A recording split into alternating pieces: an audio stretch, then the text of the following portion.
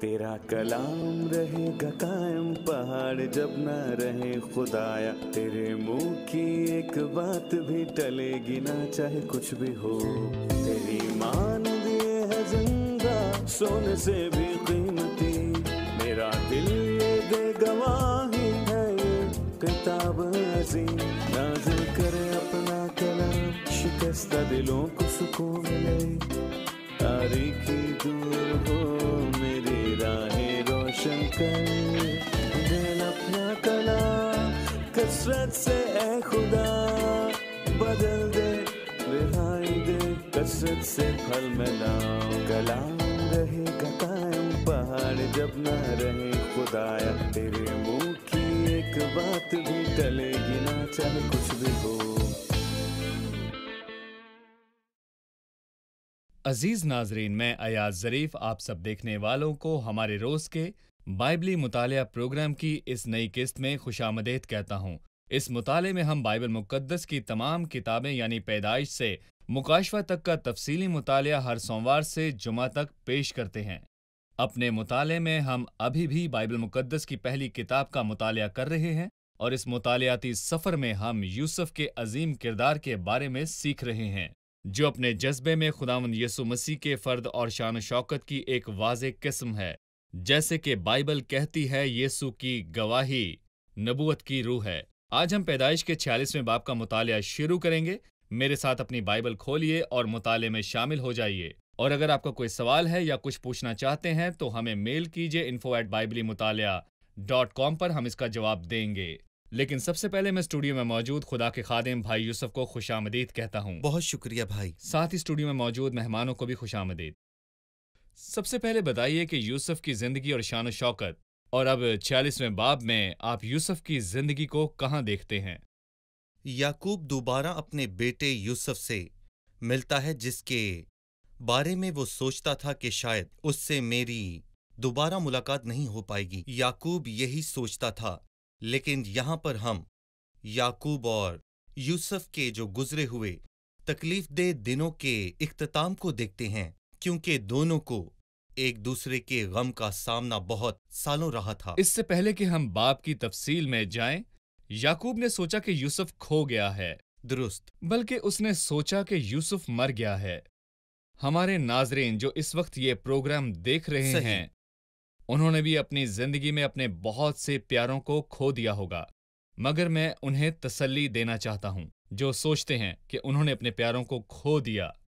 पर अगर उनका खुदा के साथ हकीकी ताल्लुक है तो वो अब कहाँ हैं? मैं आपसे उन लोगों के ताल्लुक से भी पूछना चाहूंगा।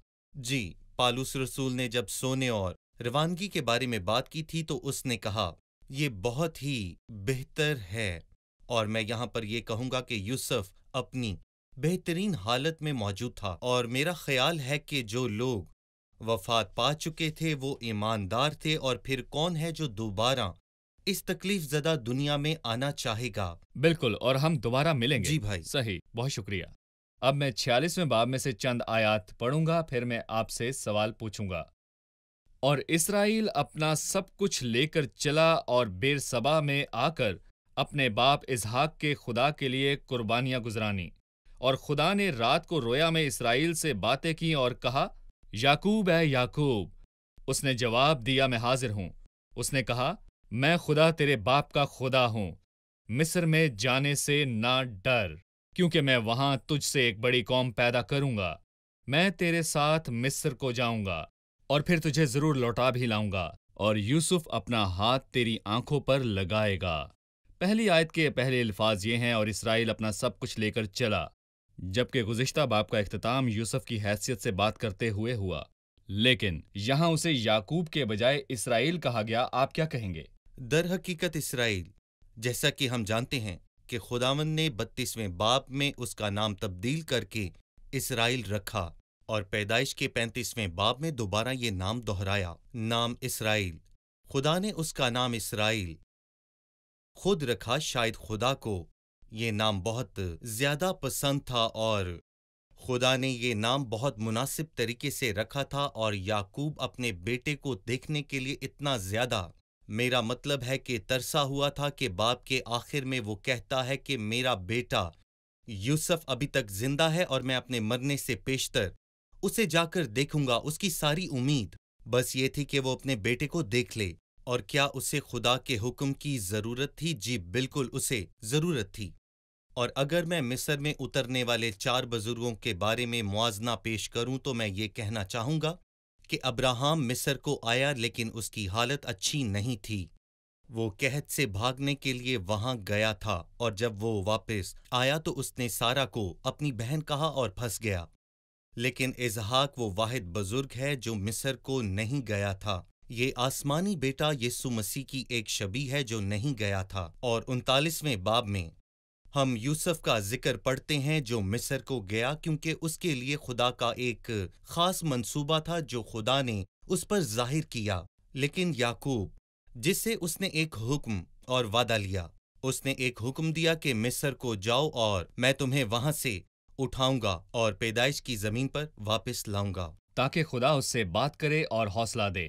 اس سے پہلے بھی وہ کچھ کر چکا ہے۔ بائبل کہتی ہے کہ یعقوب نے اپنے باپ اسحاق کے خدا کے لیے قربانیاں پیش کیں۔ قربانیاں پیش کیں یا خدا کے ساتھ رشتہ قائم کرنا ہمیشہ خدا کے حضور حاضر ہوتا ہے، بات کرتا ہے اور ہدایت دیتا ہے۔ یعقوب خدا سے پوچھ رہا ہے کیا میں جاؤں یا جی نہیں؟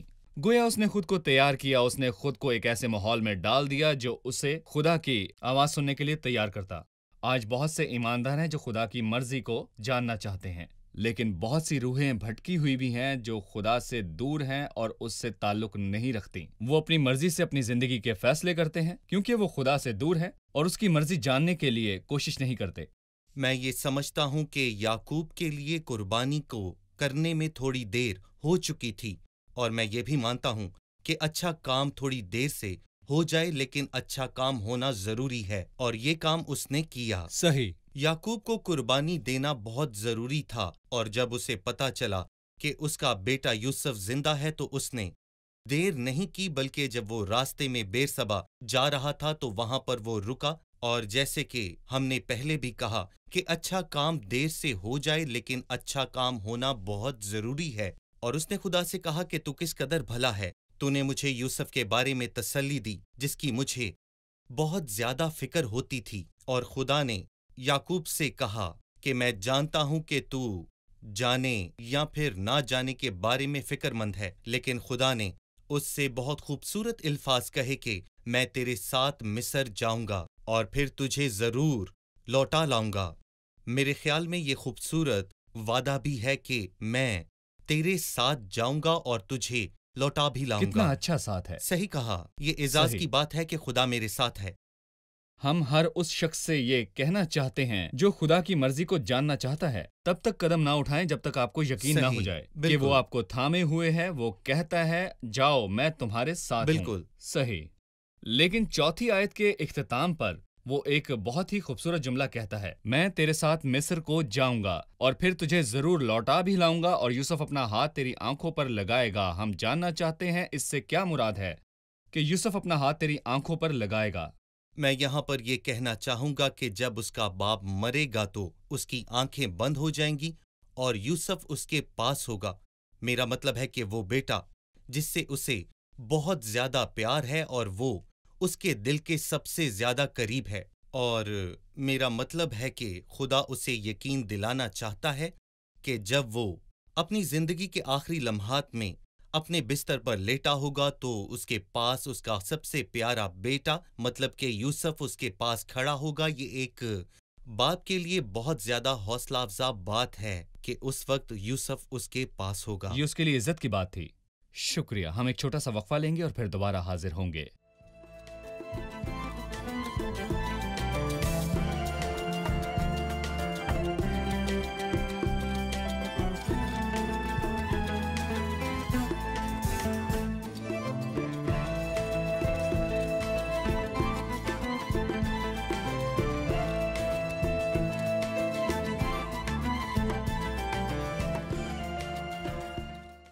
بارہویں آیت میں لکھا ہے اور بنی یہودا یہ ہیں ایر اور اونان۔ ان کا یہاں کیوں ذکر کیا گیا ہے حالانکہ وہ مصر نہیں گئے تھے؟ جی بھائی۔ اور 12ویں آیت کہتی ہے کہ بنی یہودا یہ ہیں، ایر اور اونان اور سلا یہ 3 بھائی تھے، اور پھر فارس اور زارا کا ذکر ہے جو ہم جانتے ہیں کہ تمر تمر کے سے۔ بیٹے تھے۔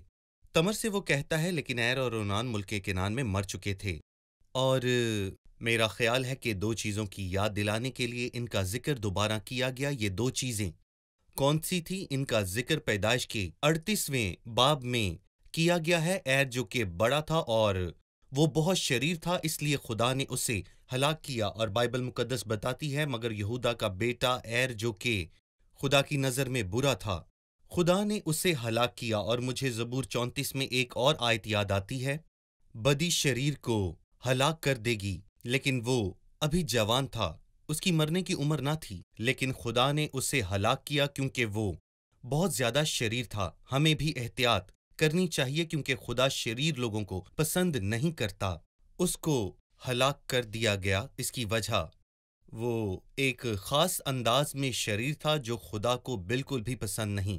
آئیں توجہ دیں، خدا کی آنکھ کے سامنے برائی کی گئی، میں فقط تیرا ہی گناہگار ہوں، اور وہ کام کیا جو تجھے پسند نہیں ہے۔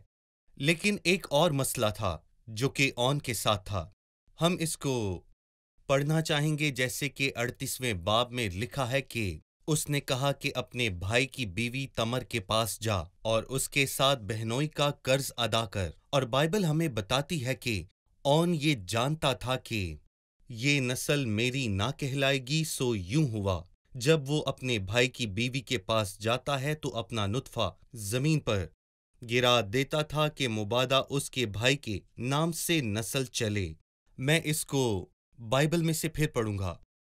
جب بھی وہ اپنے بھائی کی بیوی کے پاس جاتا تھا، وہ نطفے کو زمین پر ضائع کر دیتا تھا تاکہ اس کے بھائی کے نام سے اس کی نسل نہ چلے۔ اور اس کا مطلب یہ ہے کہ پیدائش پر قابو پانے والا وہ پہلا شریر شخص تھا۔ وہ جانتا تھا کہ کہا نسل اس جاتا کی ہے کہ نہیں یہ کہلائے انزال گی۔ خارجی ہے۔ جی، اور وہ یہ سب کرنا نہیں چاہتا تھا، لیکن پھر بھی وہ اپنا نطفہ زمین پر گرا دیتا، اور خدا کی نظر میں یہ فعل بہت برا تھا۔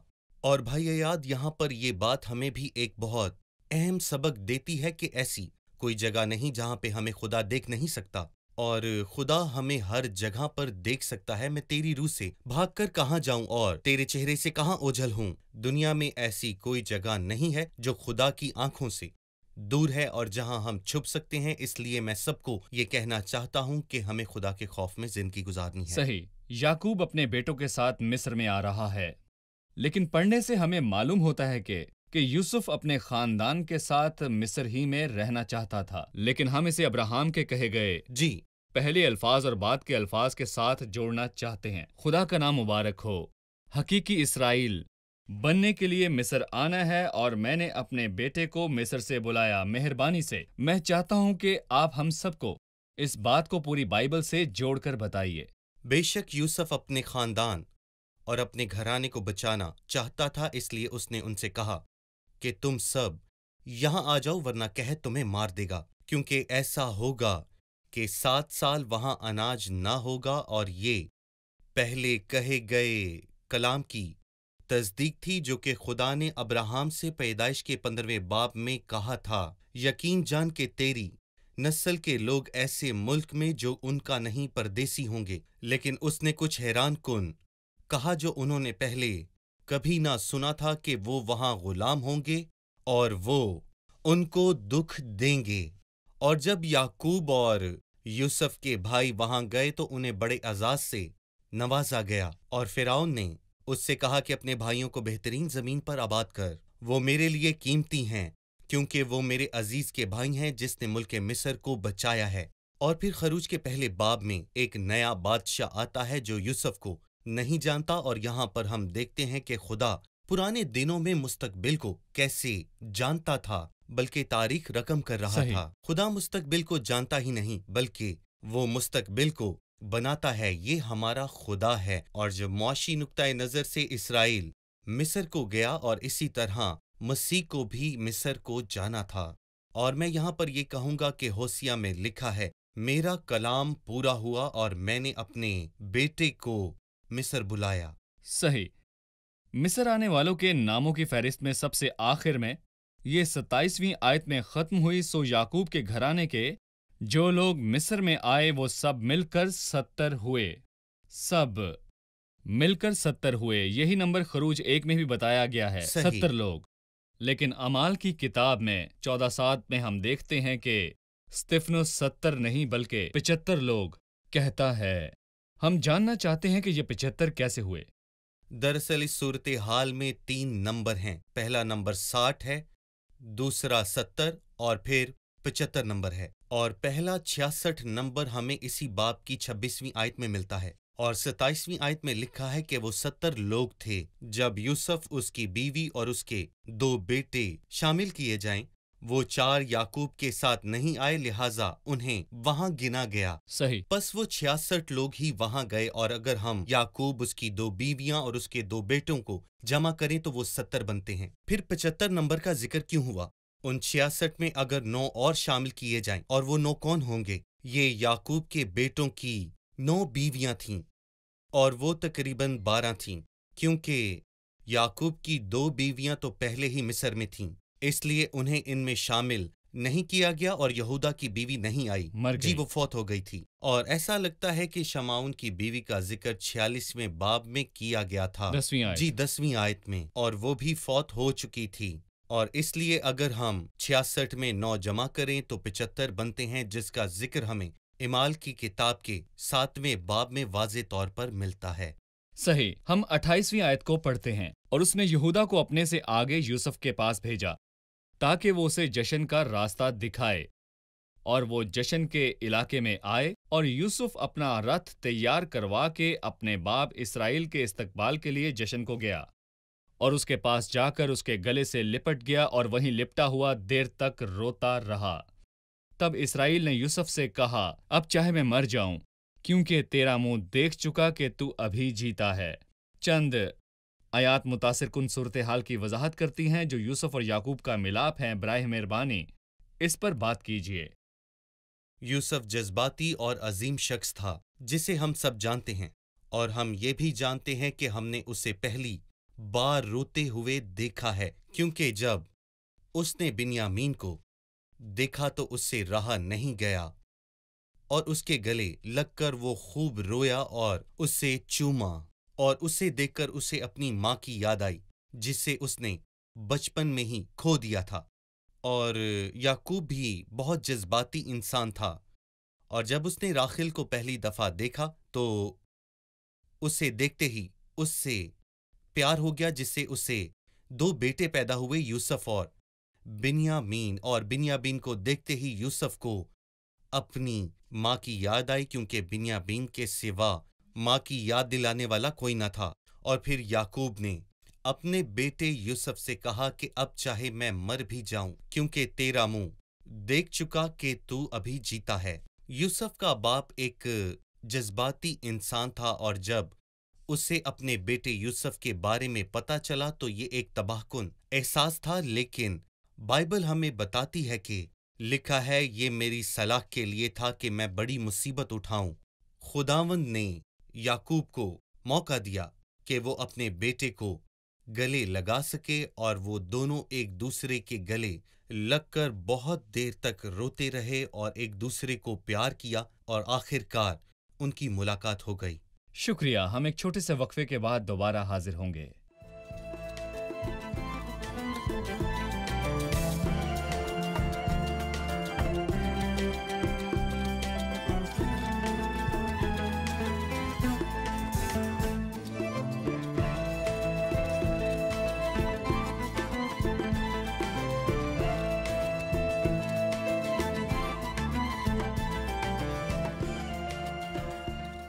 हम देखते हैं कि यूसुफ ने फिरौन को बताया कि उसके भाई चरवाहे हैं, अगरचे वो जानता था कि ये मिस्रियों के लिए मकरूह है। उसने ऐसा क्यों किया? जी भाई यूसुफ। दरअसल खुदा का इरादा यही था कि ऐसा ही किया जाए कि बनी इसराइल तमाम अरसा अपने कयाम तक उनसे अलग रहें, ताकि उनमें घुल मिल न जाएं। कि वो उनमें घुल मिल ना जाएं, क्योंकि मिस्रियों की यूसुफ को मंजूरी के सबब से ये मुमकिन था कि वो उनकी बेटियां लें और अपनी उन्हें दें, और इस तरह एक पाक नस्ल में आमेजिश हो जाएगी। इसलिए खुदा चाहता था कि बनी इसराइल अपनी शनाख्त को बरकरार रखें जब तक कि उन्हें मिस्र से ना निकाला जाए, क्योंकि खुदा चाहता था कि وہ بنی اسرائیل کو ایک خاص قوم بنائے۔ صحیح۔ میرا ایک سوال ہے، وہ لوگ جو مصر میں آئے ان کی ایک لمبی فہرست ہے، اور بائبل کے باقی حصوں میں بھی نسب ناموں میں بہت سے نام ہیں۔ اگر ہم متی 1 میں جائیں تو ہمیں بہت سے نام اور ناموں کی فہرست جی مل جائے گی۔ شاید کچھ لوگ یہ بھی کہیں کہ ناموں کی فہرست پڑھنے سے ہمیں کیا فائدہ حاصل ہوگا؟ کیا بائبل میں کوئی نام، حرف، نمبر یا کوئی لفظ بغیر مطلب کے ہے؟ در حقیقت پوری بائبل ہی ہمارے لیے فائدے مند ہے، لیکن ہم یہ سمجھتے ہیں کہ خدا صرف ایک بندے کی فکر کرتا ہے، لیکن لکھا ہے کہ وہ اپنی بھیڑوں کو نام لکھ کر بلاتا ہے، اور جب وہ کہتا ہے کہ وہ آسمان کے سیاروں اور آسمان کے تاروں کو نام لے کر بلاتا ہے اپنی طاقت کی عظمت سے، کیونکہ وہ طاقت میں مضبوط ہے۔ در حقیقت خدا ہمیں شمار میں نہیں بلکہ ہر ایک کو نام بنام جانتا ہے۔ اور جب پالوس رسول خوش ہو کر واپس آئے اور کہنے لگے کہ آئے خداوند، بدروہیں بھی تیرے نام سے ہمارے تابع ہیں، تو مسیح نے انہیں جواب دیا کہ اس بات سے خوش نہ ہو کہ روحیں تمہارے تابع ہیں، بلکہ اس بات سے خوش ہو کہ آسمان پر تمہارا نام لکھا ہے۔ اور جب ہم عبرانیوں کے 12ویں باب کو پڑھتے ہیں، جہاں لکھا ہے ان پلوٹوں کی عام جماعت یعنی کلیسیا جن کے نام آسمان پر لکھے ہیں، ہمارے نام خدا کے کلام میں نہیں لکھے گئے، بلکہ یہ ہمارے لیے بڑے اعزاز کی بات ہے کہ ہمارے نام آسمان پر لکھے گئے ہیں، آسمان پر، اس جگہ پر جہاں ابدی زندگی ہے، اور کتاب حیات میں ہمارے نام ہیں۔ یہ کتنی بڑی عزت کی بات ہے۔ صحیح۔ میرا ایک آخری سوال، یوسف کا اپنے بھائیوں کے لیے ایک خوبصورت جملہ جو اس نے 31ویں آیت میں کہا، میرے بھائی اور میرے باپ کے گھرانے کے لوگ جو ملک کنعان میں تھے میرے پاس آ گئے ہیں۔ وہ فرعون کو بتائے گا کہ میرے بھائی میرے پاس آ گئے ہیں۔ مسیح خدا کے سامنے ہمارے بارے میں کیا بات کرتا ہے؟ جی، اس کے بھائی اس کے لیے فخر کی بات نہیں تھے، وہ ایسے لوگ تھے جو کہ زندگی تلاش کرنے وہاں تک آئے تھے، جو گدھوں پر سوار تھے، مگر یوسف اپنے بھائیوں سے نہیں شرمایا۔ یہ ہمیں عبرانیوں کے 2 باب کی 12ویں آیت کی یاد دلاتا ہے۔ اسی باعث وہ انہیں بھائی کہنے سے نہیں شرماتا۔ تیرا نام میں اپنے بھائیوں سے بیان کروں گا، اور کلیسیا میں تیرے حمد کے گیت گاؤں گا، اور تیری مدح سرائی کروں گا۔ اور یوسف اپنے بھائیوں سے نہیں شرماتا، اور ایسے ہی ہمارا زندہ خدا بھی ہم سے نہیں شرماتا۔ اور اس نے مریم مگدلینی سے کہا کہ میرے بھائیوں کے پاس جا اور ان سے کہہ، اور اسی طرح یوسف بھی یہاں اپنے بھائیوں کو ایک بڑا اعزاز دیتا ہے، اور مسیح ہمیں پہلے ہی دے چکا ہے، کیونکہ ہم اس کے بیٹے اور بیٹیاں ہونے کا شرف حاصل کر چکے ہیں۔ ہم 28ویں آیت پر واپس آتے ہیں، اور اس نے یہودا کو اپنے سے آگے یوسف کے پاس بھیجا تاکہ وہ اسے راستہ دکھائے۔ یہودا سب سے آگے ہے، وہ رہنما ہے۔ یہودا کے سب سے آگے ہونے کو آپ کس طرح دیکھتے ہیں؟ ہمیں ایسا لگتا ہے کہ یہودا بہت خاص تھا، اور جب ہم 49ویں باب میں آتے ہیں جہاں یعقوب اپنے بیٹوں کو برکت دینے کے لیے مصر میں آتا ہے اور اپنے بیٹوں کو برکت دیتا ہے، شمعون اور لاوی، میں ان کو تقسیم اور الگ کرتا ہوں، اور یہودا کے لیے کہتا ہے کہ تیرے بھائی تیری مدح کریں گے، اور تیرا ہاتھ تیرے دشمنوں کی گردن پر ہوگا۔ بے شک یہ مستقبل کی رویا ہے، کیونکہ مسیح کو اسی سے آنا ہے، کیونکہ مسیح یہودا کے قبیلے سے آنے والا ببر شیر ہے۔ لیکن حتی کے پچھلے باپ سے ہی جب یہودا نے پہل کی کہ اے باپ، میں تجھے بنیامین کی ضمانت دیتا ہوں، اور جب وہ یوسف کے پاس گیا کہ براہ کرم تو اس کی جگہ مجھے غلام بنا لے، میں تیرے پاس رہوں گا، تو یوسف نے اسے جواب نہیں دیا اور چپ رہا۔ اور یہ چوتھا بیٹا ہے، اور ایسا لگتا ہے کہ اس نے اپنے خاندان کی قیادت سنبھالنا شروع کر دی تھی، کیونکہ شہزادے نے اسی سے آنا ہے۔ اور جب ہم تواریخ اس کی پہلی کتاب پڑھتے ہیں تو وہاں لکھا ہے یہودا سے شہزادہ آتا ہے، لہٰذا یہ معلوم تھا کہ یہودا کا قبیلہ شاہی ہے۔ اور پھر داؤد سے یہ واضح ہو گیا کہ یہودا کے قبیلے سے کون آتا ہے، شیر ببر کون ہے جو یہودا کے قبیلے سے آتا ہے، وہ ہمارا یسوع المسیح ہے جو ہمارا نجات دہندہ ہے۔ شکریہ بھائی، خدا آپ کو برکت دے۔ ہم پروگرام کے اختتام پر ہیں، آئے مہمانوں سے اس کی رائے جانیں۔ آج کے پروگرام سے آپ نے کیا سیکھا؟ خدا کی طرف سے کسی اہم کام کے بارے میں رہنمائی حاصل کرنا ضروری ہے۔ حقیقت میں ایسا تعلق نہیں رکھتا جو مجھے ایسا کرنے کے قابل بناتا ہے۔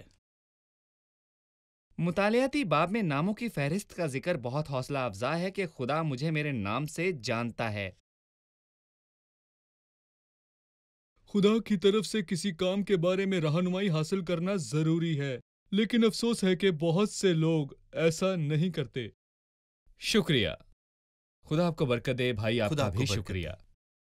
عزیز ناظرین، میں یہ خاص الفاظ آپ سے کہنا چاہتا ہوں کہ خدا مجھے میرے نام سے جانتا ہے، جیسے اس نے یعقوب سے کہا، میں خدا تیرے باپ کا خدا ہوں، مصر میں جانے سے نہ ڈر، کیونکہ میں وہاں تجھ سے ایک بڑی قوم پیدا کروں گا، میں خود تیرے ساتھ مصر کو جاؤں گا اور پھر تجھے ضرور لوٹا بھی لاؤں گا۔ خدا آپ کو بتاتا ہے، اگر آپ مخلص ہیں، اگر آپ کو خدا کا خوف ہے، اگر آپ کچھ بھی کرنے سے پہلے اس کے پاس جاتے اور کہتے ہیں قبول کر اور اپنے خادم کے ساتھ چل، اگر آپ کے ذاتی مقاصد اور رجحانات نہیں ہیں تو، اور اگر آپ کسی بھی فیصلے میں خدا کے جلال کے بارے میں فکر مند ہیں، تو خدا آپ کی حوصلہ افزائی کرتا اور کہتا ہے، خوف نہ کھا، میں تیرے ساتھ ہوں، میں تیرے ساتھ جاؤں گا، میں تجھے باحفاظت واپس لے آؤں گا، میں تیرے آنے اور جانے کی باحفاظت ضمانت دیتا ہوں۔ کتنی پیاری صحبت ہے جب خداوند خود آپ کے ساتھ ہے، وہ راستے کے خطرات سے آپ کو بچاتا ہے۔ عزیز ناظرین، میں آپ کی حوصلہ افزائی کرنا چاہتا ہوں اور میں آپ کو خبردار کرتا ہوں کہ آپ خدا کی رہنمائی حاصل کیے بغیر کوئی بھی فیصلہ کرنے کی کوشش نہ کریں۔ خدا کی ذات پر بھروسہ کیے بغیر اپنی زندگی میں کوئی بھی فیصلہ نہ کریں۔ خداوند آپ سے کہتا ہے، میں تجھے تعلیم دوں گا اور جس راہ پر تجھے چلنا ہوگا بتاؤں گا، میری نظر تجھ پر ہوگی۔ اگلی قسط میں پھر آپ سے ملاقات ہوگی۔ خدا آپ کو برکت دے۔